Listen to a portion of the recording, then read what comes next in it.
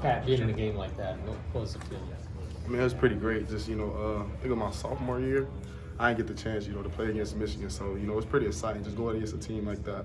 Just growing up, you always, hear about the Wolverines and how good they were. So just having a chance to play them and then coming out victorious, knowing that I was one of the leaders on the team, it kind of helped lead us to that victory was pretty special. What's the feeling now with a chance to go to the West Coast for the first time against the number one team? I mean, it's pretty amazing. Just as a football player, you dreams of time like this. Come to the University of Illinois. I never really thought that I'd get a chance to play against the number one team in the nation. So I see it as a great experience. Not only go out there and win, but to go out there and showcase my talents and my team talents as well. So just going out there, going to the West Coast. I've never been to the West Coast personally. So just going out there, even on a Thursday, having 2 days out there is pretty special. Oregon is notoriously good fans, really a lot of places. I heard today out here. I mean, can you capture what that's like, and are you worried about what's that going to be like?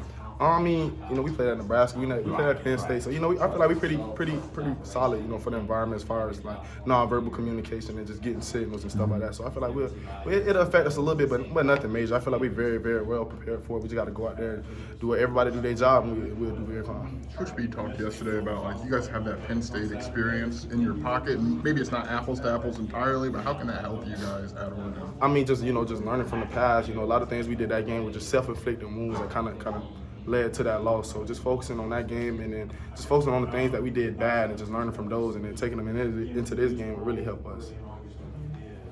I mean, the passing game wasn't really needed as much against Michigan, so how do you kind of find your own personal wins when it's not, outside of the team wins, obviously, when you're not catching a bunch of passes? I mean, just doing my job, whether that's, going out there catching passes, going out there blocking, or just going out there just doing my job. So, just being, as a team captain, as long as we get the dub, I'm happy. Like Coach B even asked me in the meeting today, would you rather have a good production day or you'd rather beat Michigan? I told him I'd rather beat Michigan. So, I'm always a team player. I've been a team player since I came here.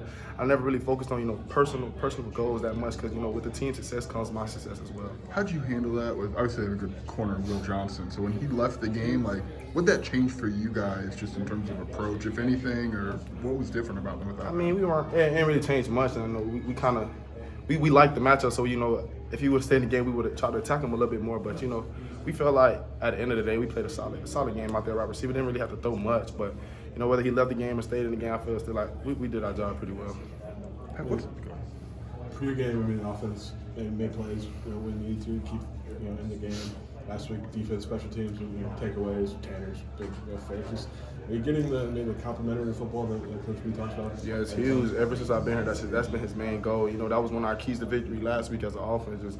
Just being good at complimentary football. I feel like we did a great job there. Just being able to go out there and score whenever we need to or we want to. It's pretty special and it puts our defense in a pretty good spot. But just taking what we learned from these past couple games, learning from it, and leading to this week of Oregon, it really helped us.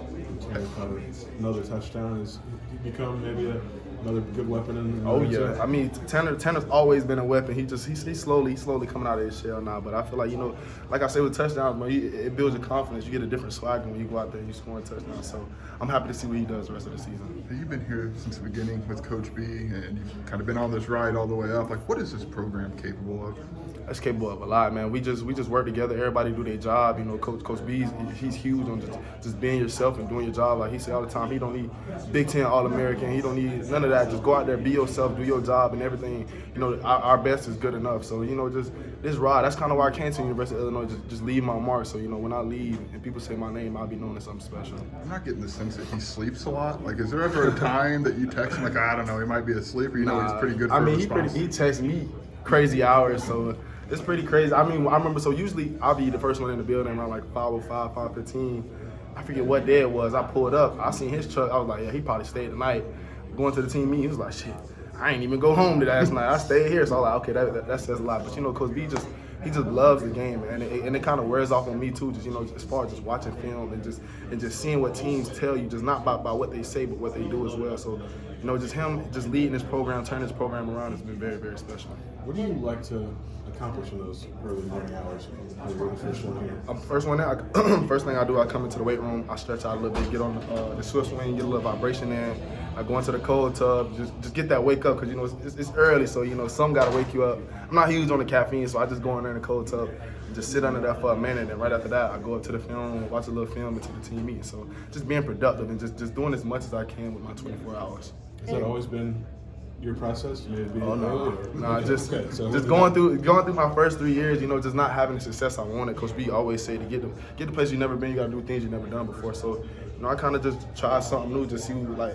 I forget what speaker it was. He was just saying, do the most with your dash, with your lifespan, and just that kind of wore off on me. He said we all got the same 24 hours, but it's just up to us to use it how we want to use it. So I kind of took that into fact, just waking up and being productive and just finding something to do, finding something to get better at every day has really helped me excel.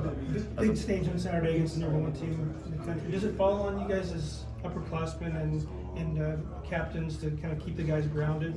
Oh yeah, I mean, like I said before, like we look at every team, you know, the same. We gonna prepare the same for every team. I mean, having this opportunity is pretty special. But you know, at the end of the day, it's on us. You know, this is our journey. This is our dash, like Coach B said. So it's on us at the end of the day. If you wanna, it's either you wanna play the number one team or you wanna beat the number one team. So that's been our main focus. So just going out there and preparing, like Coach B said, it's a huge week of preparation. You know, it's a little bit different. Just leaving on a Thursday. So you know, keep the same routine, but it's gonna change a little bit. You just gotta adapt to it. Coach B has really lobbied for you to be put on the Blitnikoff watch list. Oh, yeah. Do you pay attention to any of that at all? Nah, I mean, that's just what comes with it. I know, like I said, I just focus on the task at hand, you know. As far as that, as far as the league, like everything's gonna fall in place. You know, as long as I'm doing my job and the team has success, you know, everything else will fall in place. But you know, awards like that's pretty special. You know, just getting recognized for it would be awesome. But at the end of the day, I'm still just go out there and ball. What's it mean to you that your head coach is finding any camera he can find to speak that into existence? I mean, just it means a lot. You know, he's seen my growth from where I came in to where I am now, and he understands that like all the work I put in, and he feels like I earned something. But you know, at the end of the day, I'm gonna just keep my head down and work, and whatever happens, it happens. And have you